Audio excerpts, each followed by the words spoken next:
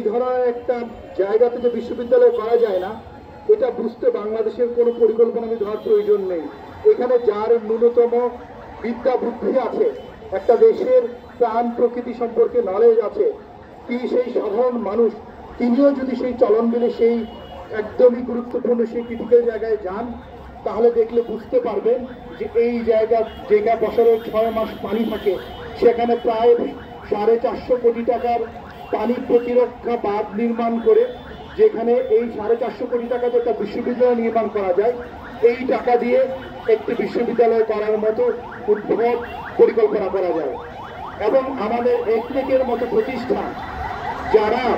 সেখানে যখন অনুমোদন দেয়, তখন শর্ত দিয়ে দেয় পরিবেশগত ছাড়পত্র প্রদানের শর্তে এই বিশ্ববিদ্যালয় অনুমোদন করা হলো।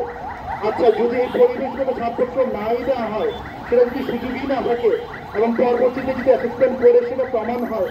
এখানে বিশ্ববিদ্যালয় করা হবে না, তাহলে এই যে একনেক, যেটা আমাদের এই প্রকল্প অনুমোদনের কর্তৃপক্ষ, তারা কি জবাব দিবে? মূল কথা, বিল তো বিল, সেটাকে রক্ষা করার জন্যই রাষ্ট্রীয় আইন আছে।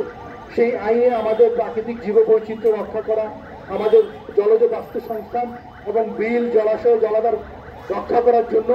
আমাদের সংবিধান থেকে শুরু করে, আমাদের পানি আইন থেকে শুরু করে, পরিবেশ আইন থেকে শুরু করে এবং বিভিন্ন পরিকল্পনা দলিল, বায়োডাইভার্সিটি অ্যাক্ট, সব কিছুই বলছে এটাকে সংরক্ষণ করতে হবে।